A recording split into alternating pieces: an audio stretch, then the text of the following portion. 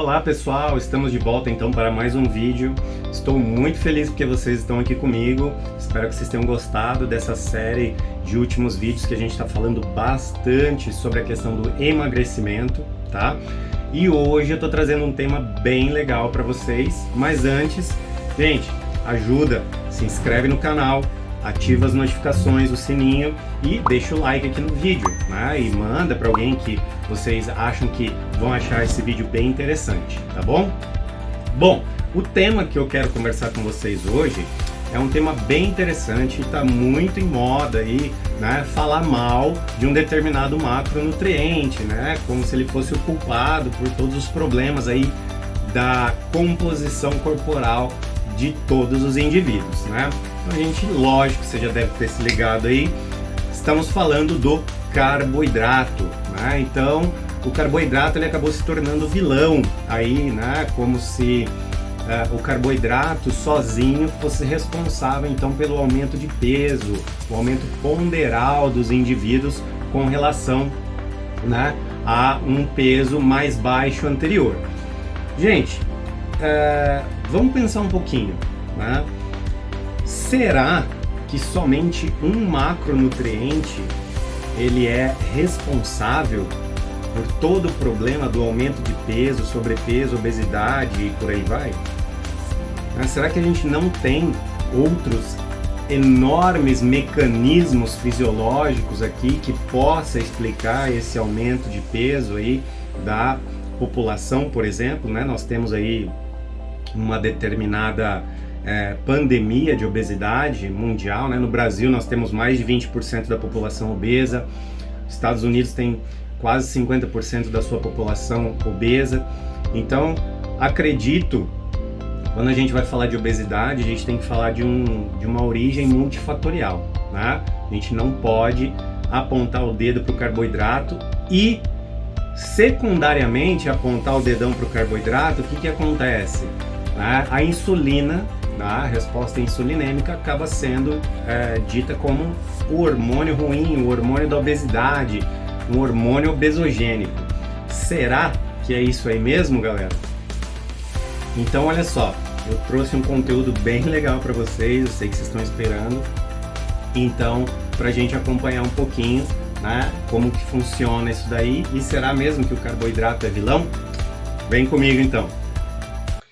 Então, pessoal, vamos falar um pouquinho sobre o porquê que os carboidratos não são vilões propriamente ditos, né? Então, vamos lá. Olha só, ao longo do tempo, né, a gente viu que existe aí uma briga, né, entre, aí a gente chama de high carb, né, que são as dietas com conteúdo mais elevado de carboidrato, e as dietas low carb, né? Low carb virou moda, todo mundo agora acha que low carb é o que resolve a obesidade, o sobrepeso, tem até pós-graduação só em low carb, não sei que tanto de conteúdo tem sobre carboidrato, né? Baixo, mas será que a gente não pode abandonar a ideia de que uma dieta é melhor do que a outra? Esse pensamento pequeno de que um tipo de dieta vai encaixar para todos os estilos de vida, todos os tipos de etnias diferentes, todas as pessoas. Gente, isso aí é uma ideia utópica que beira a idiotice. Não existe prescrever a mesma dieta para todo mundo. E por isso que existem diversas estratégias nutricionais, tá? Então existe uma hora que nós podemos fazer uma intervenção low carb, nós podemos fazer uma intervenção de formas diferentes, tá? Uma das coisas que ao longo do tempo a gente tem visto é a questão da definição de low carb, né? A gente tem esse problema aí já há muito tempo na literatura. Olha só, são várias, né, entre aspas, definições aí sobre a tal da low carb, né? Então, 20 gramas por dia, 5 gramas por quilo de peso, de 5 a 40% de toda o valor da dieta total é carboidrato, né? Um fala que todos os carboidratos é tudo ruim, o outro fala que acabou de comer uma torrada, né? Mais ou menos isso.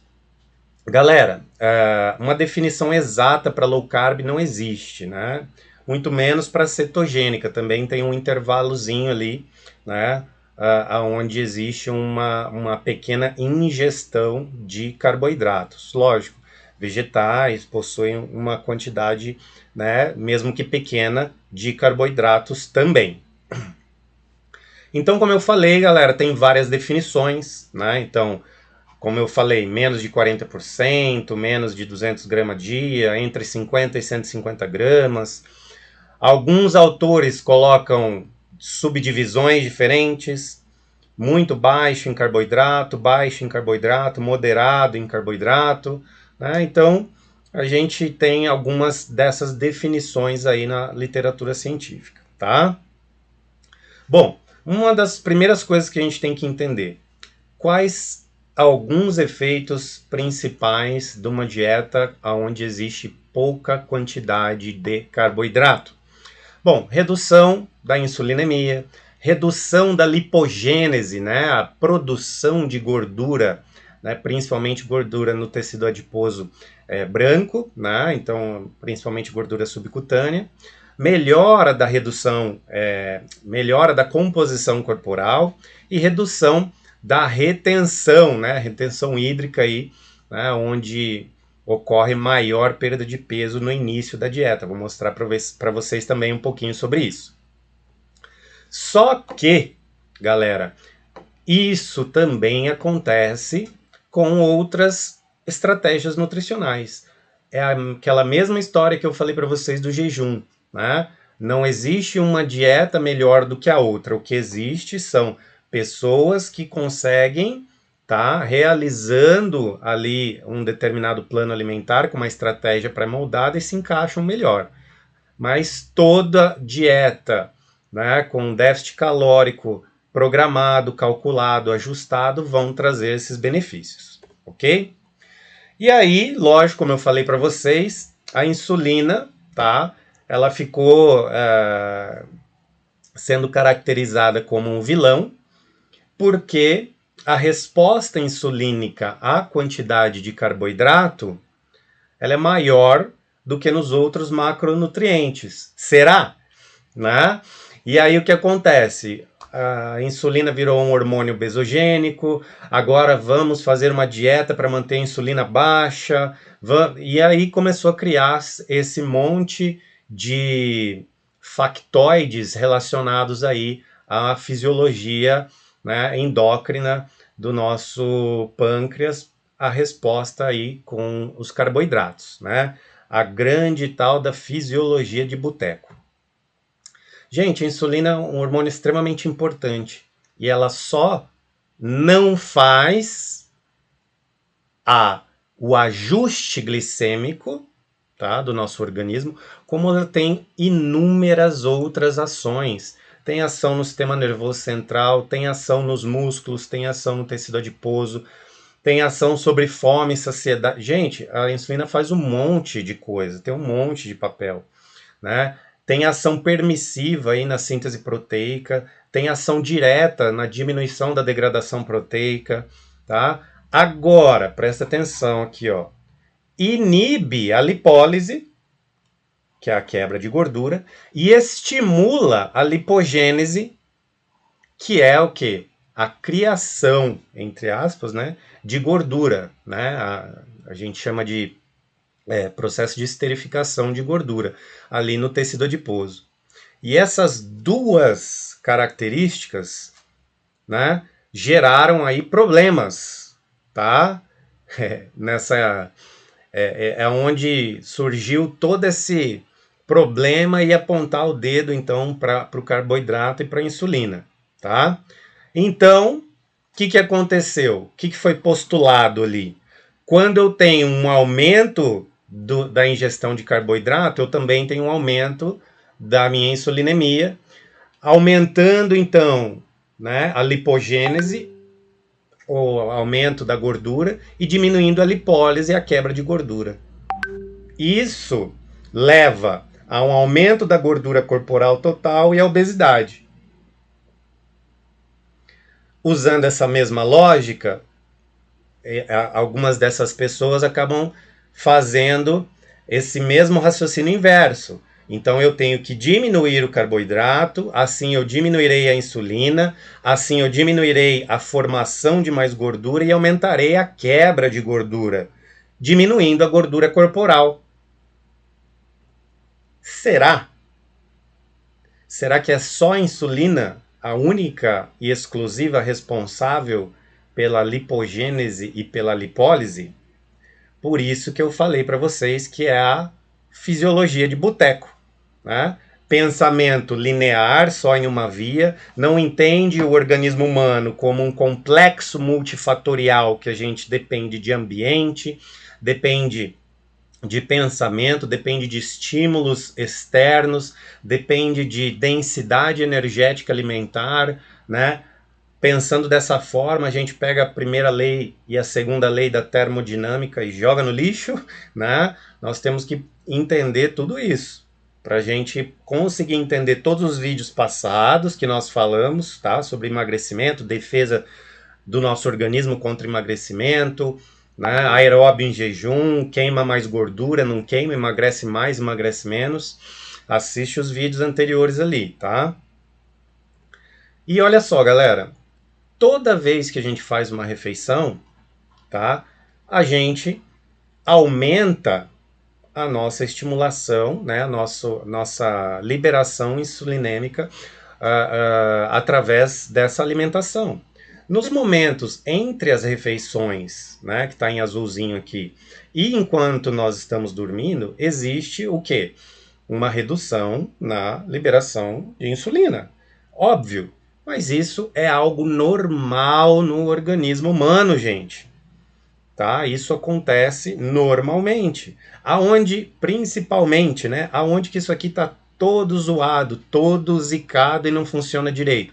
No diabetes, né? No diabetes do tipo 2, a resposta insulinêmica é toda, né, complexa, né? Pode ter resistência à insulina, pode ter vários outros problemas. No diabetes do tipo 1, a gente nem tem a insulina, né? Então, são coisas para se pensar. Agora, esse balanço entre, né, liberação e quando o nosso corpo não libera a insulina é normal em pessoas saudáveis, tá? Então, quando a gente começa a estudar alguns tipos de padrões alimentares populacionais, a gente até consegue ver populações que consomem grande parte do seu total diário, né, uma quantidade elevada aí de carboidratos. E nessas populações a gente tem taxas menores de obesidade. Tá? Então, por exemplo, se a gente tem uma ingesta menor do que o gasto energético, uma dieta com alto carboidrato vai resultar em perda de peso, assim como qualquer outra dieta que a ingesta energética é menor que o gasto. Né? A gente faz o déficit calórico, independente se você está com altos níveis de carboidrato ou baixos, o déficit calórico vai levar aí uma redução do peso corporal. Este aqui é o trabalho clássico que mostra isso. E olha que esse trabalho foi publicado em 1975, gente. Então a gente tem aí, ó, indivíduos com uma dieta com baixas calorias, ingerindo aí, né, dessa dieta de 400 a 800 calorias, entre 90 e 95% de carboidratos, sobrando aí de 5 a 10% dos lipídios, com uma perda ponderal entre 45 e 137 quilos em 56 semanas. Olha aqui os indivíduos, né? Bem interessante porque tem as fotos no artigo. Agora, né? A dieta do arroz aqui, ó, né? 90% da dieta era dieta com carboidratos, muito alta. E aqui a gente vê a taxa, né, de perda de peso, né, por dia desses indivíduos. O que está em verdinho é o homem, o que está em vermelhinho são as mulheres. Então olha só que interessante, né? A gente vê isso aqui inconcebível para algumas pessoas. 90% da dieta é carboidrato e as pessoas emagreceram, óbvio, déficit calórico, gente. Olha essa dieta aqui que eu mostrei para você, que eu citei para vocês. Aqui nessa dieta dessas pessoas aqui no Japão, em Okinawa, né, esse trabalho é muito legal, ele acompanha, né, o relato de todos os indivíduos e toda a dieta que eles consumiam, né, desde 1949 até meados aí do ano 2000. Então, nessa dieta, tá, desses indivíduos de Okinawa e do Japão como um todo, a proporção da ingestão de carboidratos desses indivíduos era entre 79% e 85% predominantemente de carboidratos. E mesmo assim, lá na metade, né, do século, 1949 para frente, olha só como nesse gráfico aqui a gente vê que o gasto energético, tá? Né, o gasto energético é maior do que o quê? A ingesta energética, que é a barrinha preta. E olha como ela vai se invertendo ao longo dos anos. Mas mesmo assim, a partir aqui, ó, de 1970 para frente, a ingesta energética acaba sendo maior do que o requerimento energético do indivíduo, mas olha só aqui, ó, que está em vermelho mostrando o aumento do quê? Do índice de massa corpórea. Olha só como não passa dos 26. E a gente sabe que de 20 a 25 são indivíduos eutróficos. Então, nessa dieta, a gente tinha de 9 a 13% de ingestão proteica e de 6 a 8% de ingestão lipídica. E o IMC se manteve sempre baixo, aí, ó, pelo menos por 50 anos. Uma dieta, tá, maior em predominância de carboidratos. Né? Uma dieta aí, ó, de 1.700 a 2.000 calorias. Muito legal esse trabalho aqui, interessantíssimo. Foi publicado em 2007. Tá? Então a gente tem, a literatura está abarrotada aí de trabalhos muito interessantes. Então olha só, é postulado que fazendo a ingestão de carboidratos aumenta a insulina e leva ao armazenamento de gordura. Só que esquecem um pequeno, grande detalhe. O seu corpo pode sintetizar e armazenar gordura mesmo quando a insulina está baixa. Né? Olha só que interessante. Essa enzima aqui, ó, LHS, chama-se lipase sensível a hormônio, tá? Essa enzima, ela tem uma função muito específica na quebra, na degradação da gordura lá no tecido adiposo, tá? A gente sabe que a insulina suprime essa enzima, então a insulina suprime a quebra de gordura, mas a gordura também suprime essa enzima. Olha esse trabalho aqui interessantíssimo de 1999. Mostra a inibição da ação enzimática para quebra de gordura quando a gente faz ingestão oral, tá, de gordura ou de forma intravenosa. Olha como reduz a atividade enzimática. Ou seja, se eu reduzo a atividade enzimática com gordura, né, não somente com a insulina, então tem que ter vários mecanismos regendo esse padrão de aumento e diminuição de peso corporal, certo? Então, qual que é esse padrão? O que é? É o modelo, tá, do balanço energético. É a primeira lei da termodinâmica, da conservação de energia. E como que a gente interpreta isso? Superávit e déficit calórico. Lógico que existem muitos pormenores com relação a isso, Gente, está destrinchadíssimo nos outros vídeos, então não esqueçam de assistir para entender melhor. Então, dependendo do excesso de calorias ou do déficit de calorias, é isso que vai ter que ser levado em consideração. Muita gente fala que a insulina aumenta a fome. Será? Na verdade, pessoal, a insulina ela é sacietógena e já se sabe isso há mais de 20 anos, tá? Existem vários trabalhos mostrando aonde a insulina inibe a liberação de neuropeptídeo Y e de proteína relacionada ao GOLT, que são hormônios orexígenos, ou seja, que aumenta o seu comportamento alimentar, procura por comida, ingestão alimentar, e a insulina ativa neurônios do núcleo arqueado que liberam PONC, né, pró-mielocortina. E esses hormônios são responsáveis pelo quê? Pelo sinal anorexígeno, cessa a fome, aumenta a saciedade. E aí, olha só que interessante, esse trabalho aqui foi feito em animais, galera. Lógico, já vou explicar por que foi feito em animais e não em humanos. Esse trabalho foi feito em animais porque foi feito um knockout. O que é um knockout? Foi feito uma deleção do gene de receptor de insulina no sistema nervoso central dos animais. Olha que legal. Lógico que não dá para fazer isso em humano, né, gente? Por favor. Olha só, primeiro gráfico, peso corporal. Primeiro gráfico, ratinhos masculinos. Segundo gráfico, ratinhos sem receptor de insulina no sistema nervoso. Olha o peso, quase dobra.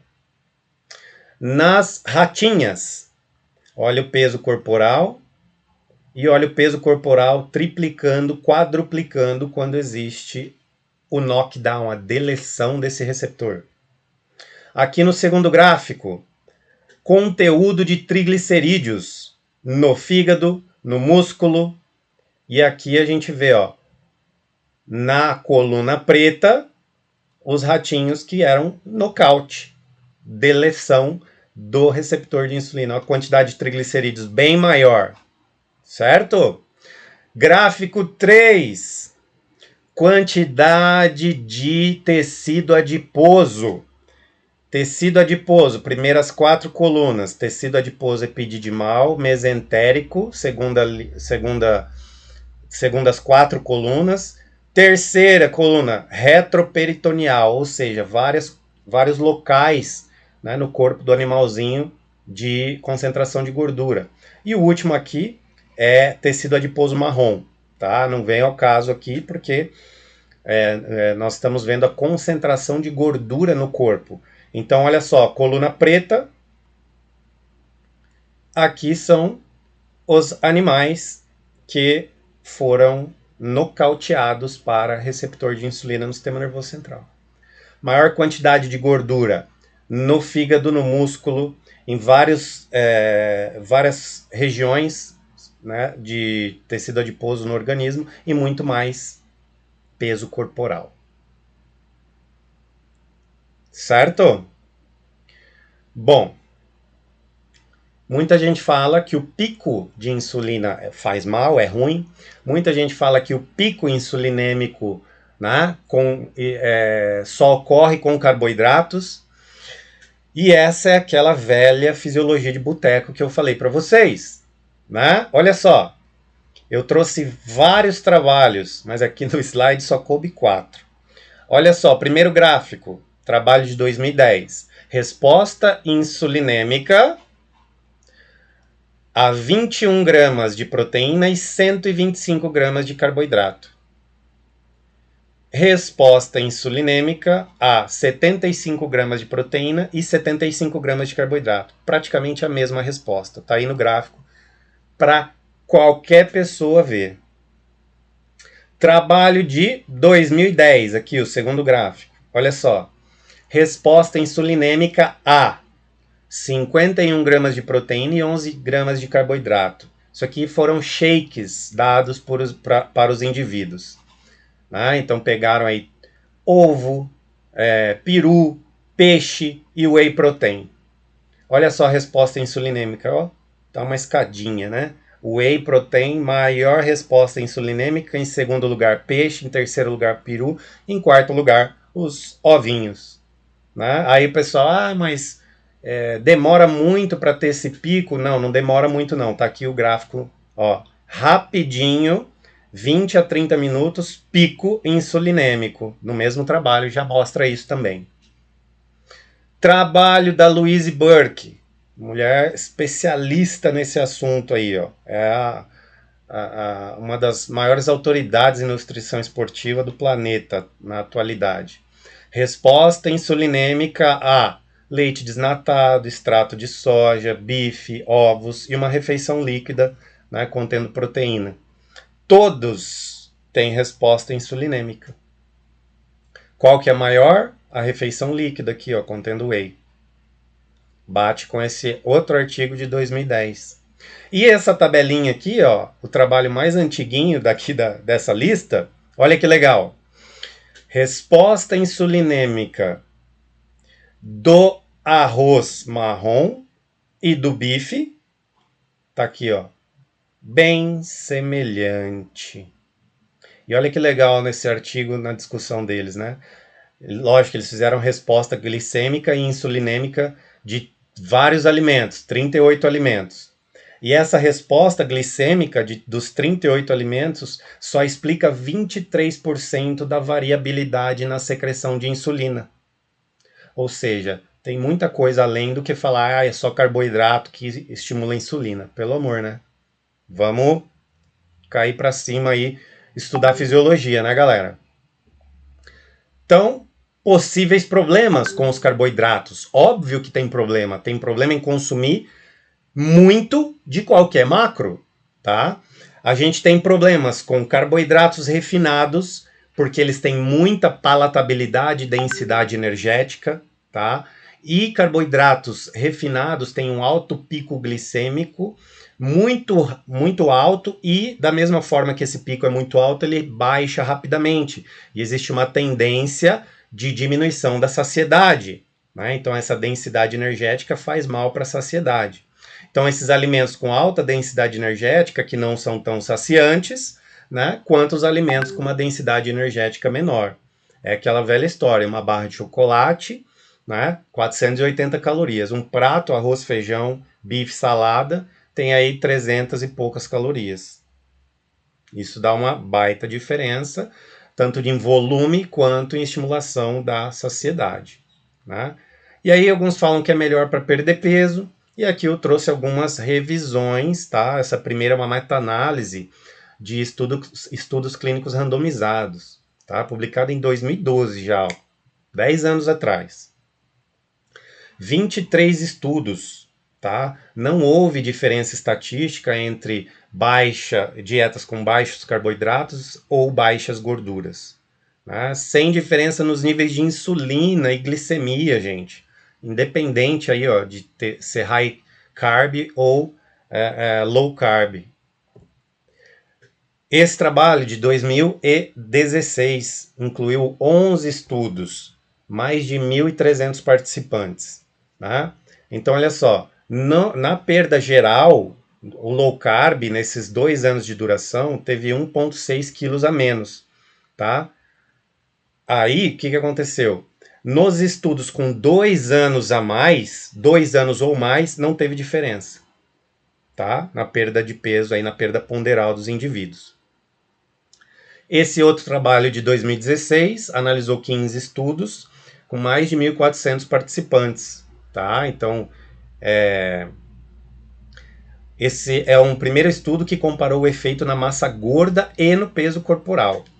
Uma diferença que só foi vista até os 12 meses, tá, de estudo. A partir disso, não tinha diferença entre os grupos low carb ou high carb, tá? Então, galera, isso é muito importante e a gente precisa tomar cuidado com essas promessas de perda de peso com low carb e com cetogênica, né? Porque depois de um determinado tempo a gente pode ter um reganho muito significativo de peso, tá? Dieta mal planejada, né? Achar que é só restringir, tirar, cortar, né, dizer que demonizar alimentos, né, falar que um alimento específico ele é culpado pelo problema aí do ganho de peso. Desde 1992, ó, esse trabalho aqui, ó, Ilusões da Perda de Peso Fácil, 1992, gente. O pessoal ainda faz isso nos dias de hoje, tá? E eu vou mostrar para vocês por que é ilusão. Então aqui alguns trabalhos, fisiologia pura, gente, tá? Olha que interessante aqui, ó. A gente tem que entender que o glicogênio, quando ele é armazenado no nosso músculo, ele leva ali, ó, de 2,5 até 4 gramas de água, tá? Por grama de glicogênio armazenado. Quando a gente faz uma dieta low carb ou quando a gente reduz, faz um déficit calórico, a quantidade de glicogênio diminui no músculo. E esse trabalho aqui, ó, ele é muito interessante, ele mostra, né, lógico que isso varia de indivíduo para indivíduo, dá para ver aqui na tabela, tem pessoas que conseguem perder mais de 6 ou 7 quilos em 4 dias de dieta quase zero carbo. Isso aí é gordura? Não. Ninguém perde quilos de gordura em 2 dias, mas água é algo fácil de manipular. Então, gente, né, vamos ser mais críticos e vamos parar de culpar os carboidratos e a insulina como se fosse aí o maior vilão do mundo com relação a sobrepeso e obesidade. Fala galera, espero que vocês tenham gostado do vídeo. E vamos parar de falar mal dos carboidratos. Os carboidratos são essenciais, carboidratos são extremamente importantes para a prática de exercício físico, extremamente importante para a performance.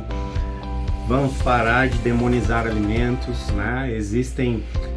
Não existem alimentos proibidos, existem pessoas com individualidade que não podem consumir determinado tipo de alimento, tá? Isso aí está bem claro na literatura científica. Outra coisa bem importante, galera, restrição exagerada. Muitas pessoas não conseguem, né, levar isso por um longo período, tá? E o item mais importante de qualquer plano alimentar é a aderência. Não adianta você achar que montou o melhor cardápio do mundo, melhor dieta do mundo e a pessoa não consegue seguir, tá? Não adianta nada. Ok? Beleza, pessoal. Espero que vocês tenham gostado muito, né? Qualquer dúvida, deixa aí nos comentários, né? Não esquece de se inscrever no canal, por favor, ajudem a gente, ativa a sua notificação, dê um like no vídeo aí para o YouTube impulsionar, entregar para mais pessoas, compartilhe esse vídeo com quem você acha que vai se beneficiar dessas informações. Beleza, galera? Esse foi o nosso vídeo. Vejo vocês na próxima semana com um novo conteúdo. Um abraço, fiquem com Deus e bons estudos!